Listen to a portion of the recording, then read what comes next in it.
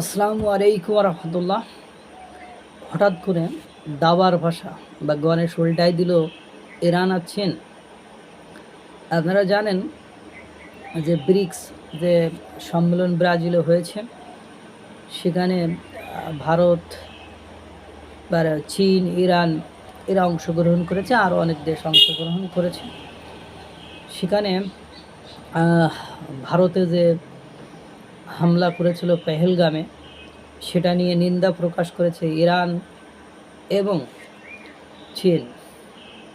এবং ভারত যে সিঁদুর অভিযান চালিয়েছিল, হামলা চালিয়েছিল পাকিস্তানে, বলছে যে পাকিস্তানের এই হামলা ভারত যে চালিয়েছে, হামলার পক্ষে বা ভারতের সাথে আছে ইরান আর চীন।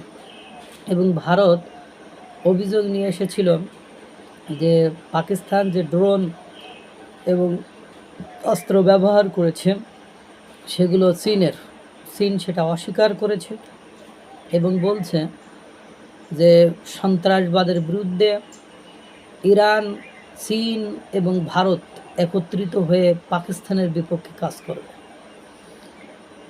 এখন আপনারা দেখেন মানে বিপদ কিভাবে বাংলাদেশের ঘাড়ের উপর, মাথার উপর, মুন্ডুর উপরে এসে পড়ল। আপনারা জানেন যে আগে ভারত পুরো আমাদের এখন বিরোধী, বাংলাদেশের মানে সাথে তাদের সম্পর্ক, তারা বলেছে নির্বাচিত সরকার না আসা পর্যন্ত সম্পর্ক কোনোভাবে উন্নতি হবে না, ভালো হবে না। ঠিক সেই সময় এই ধরনের একটা ঘটনা, যে সেখানে একমাত্র চীন বিভিন্ন ইস্যুতে বাংলাদেশকে সহায়তা করার জন্য এগিয়ে আসছিল। এই যে কিছুদিন আগেও 300 ব্যবসায়ী এসেছে বিনিয়োগ করবে ভেবে। এখন সেই চীন যদি ভারতের পাকিস্তানের সাথে যে হামলা হয়েছে বা যুদ্ধ বা ছোটোখাটো লড়াই চলেছে, সেখানে ভারতের পক্ষ নিয়েছে, অর্থাৎ যে কূটনৈতিকভাবে ভারতের সাথে তাদের একটা সুসম্পর্ক বা ভালো সম্পর্ক বিল্ড আপ হয়ে যাচ্ছে। আর যখনই ভারতের সাথে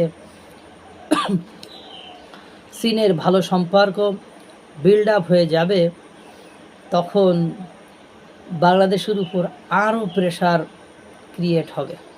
আপনারা জানেন যে রাখাইন ইস্যুতে, আরাকান ইস্যুতে চীন কিন্তু বাংলাদেশের বিপক্ষে অবস্থান নেবে নিশ্চিত। কারণ রাখাইন, আরাকান এক্ষেত্রে চীনের যদি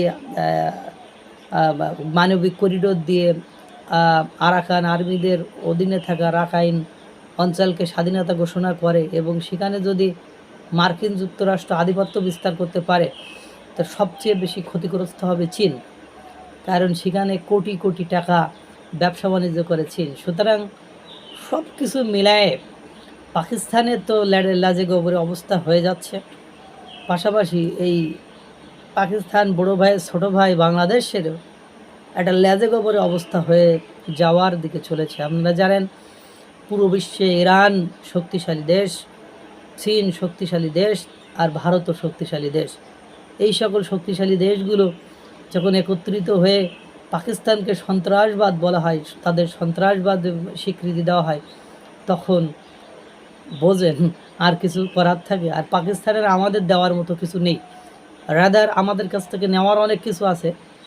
এবং সব কিছু মিলায় পরিবেশ পরিস্থিতি মানে পাকিস্তানের তো জটিলতার দিকে যাচ্ছে, সেই সাথে পাকিস্তানের ছোটো ভাই হিসাবে বাংলাদেশেরও জটিলতার দিকে যাবে।